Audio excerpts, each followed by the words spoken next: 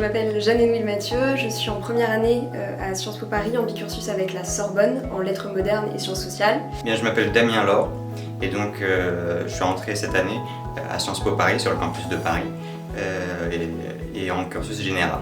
Bonjour, je m'appelle Noémie et je suis en première année à Sciences Po en Oram sur le campus de Reims. Alors je m'appelle Romaric Roche, je suis élève en première année à Sciences Po Paris sur le campus de Reims dans le programme Europe-Amérique.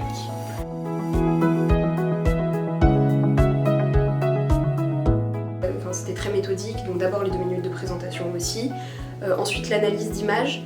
Mon oral d'admission, au départ je crois qu'il y avait une originalité parce que j'ai commencé par mon pitch, puis on est tout de suite passé aux commentaires d'images. Et je crois que normalement il devait y avoir 5 minutes d'échange. Et ça s'est pas passé comme ça, mais enfin ça m'a pas perturbé plus que ça. Et ensuite, l'oral a été un peu plus centré sur moi. Les jurys ont vraiment cherché à comprendre quelles étaient mes motivations, qui j'étais. On a parlé de mes engagements, de démocratie participative, d'engagements locaux, de citoyenneté, un petit peu de journalisme aussi. Donc c'était un très bon oral que j'ai beaucoup apprécié.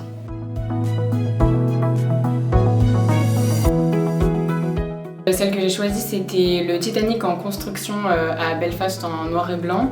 Et sinon, il y en avait une autre, il me semble que c'était un festival dans le désert dans un pays au nord de l'Afrique. J'ai choisi cette photo parce que je demandais le programme Euram et donc c'était en rapport avec ce que je voulais faire et parce que je suis toujours très intéressée par les problématiques liées à l'Amérique du Nord, les États-Unis, et donc le Titanic c'était une bonne façon d'amener cet intérêt et mon choix de campus aussi. Le choix entre 2 images.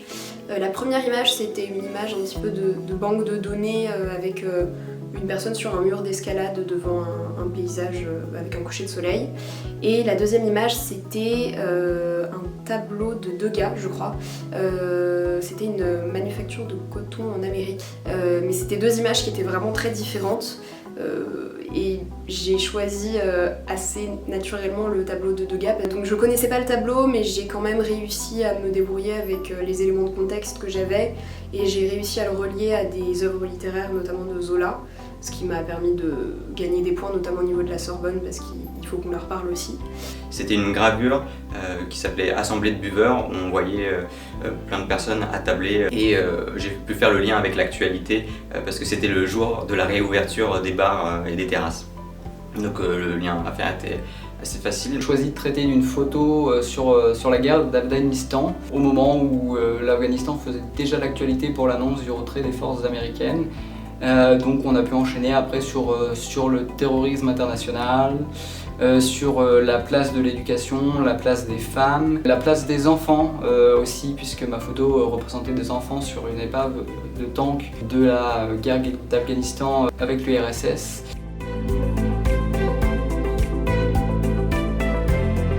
Mais un problème qui a intervenu, c'est que j'ai fait une faute de débutant, j'ai oublié de parler de la légende.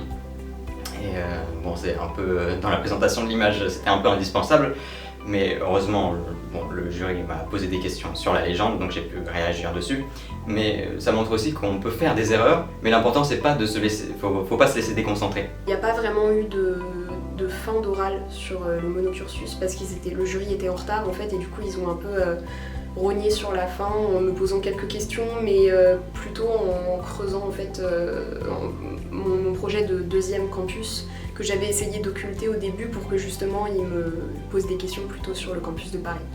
Du coup ça s'est pas passé comme je voulais, mais finalement ils m'ont quand même envoyé à Paris en premier choix avec les résultats de Parcoursup, comme quoi tout peut arriver. Oui, à un moment, comme j'avais demandé le campus de Reims, un des jurys s'est mis à me parler en anglais, du tac au tac comme ça, donc faut pas se laisser surprendre et du coup j'ai enchaîné comme ça en anglais, mais comme on m'avait dit que ça pouvait se passer, j'ai pas été très surpris quand même et j'ai continué.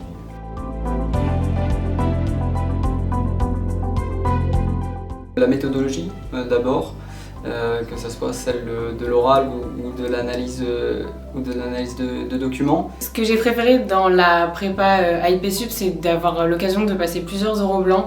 Je trouve ça très important de pouvoir s'entraîner avant de passer le vrai oral parce que c'est un exercice qui est très particulier et donc avoir l'opportunité d'en faire plusieurs, c'était vraiment un très bon exercice. Passer les différents oraux blancs, ça m'a vraiment aidé déjà à comprendre ce qu'on attendait de moi et à comprendre vraiment ce qu'était un pitch, comment pouvoir se présenter, mais également orienter le jury vers certaines questions.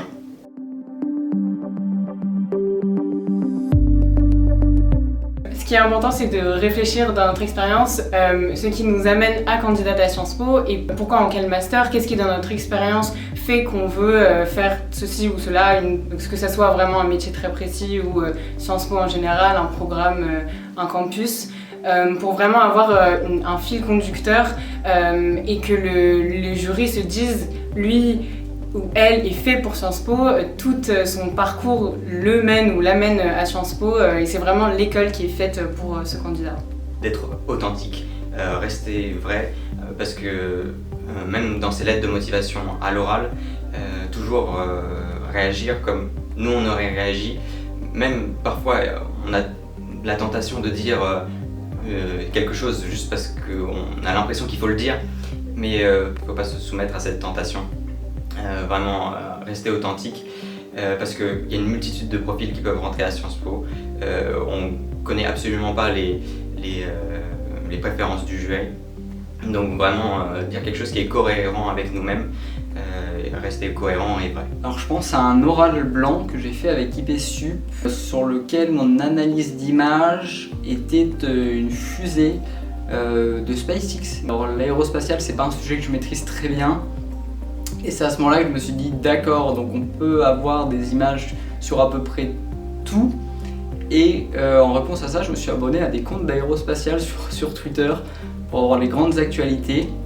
Et donc peut-être un dernier conseil, mais se préparer à avoir tout type d'images et surtout ne pas paniquer parce qu'on arrive toujours à relier l'image, parce que c'est, je pense, la partie la plus difficile de cet oral. On arrive toujours à relier l'image à ses connaissances et à développer un point de vue dessus. Je dirais qu'il faut, qu'il faut pas se brimer, dans le sens où au début, jamais j'aurais osé candidater en bicursus et résultat, j'ai été prise. Donc si vous avez envie de le faire et si vous pensez que vous avez des cartes à jouer pour candidater dans une filière, dans une formation de Sciences Po, allez-y, au pire ça vous prendra juste un vœu en plus sur Parcoursup et vous avez largement les capacités de réussir si vous faites confiance, donc allez-y.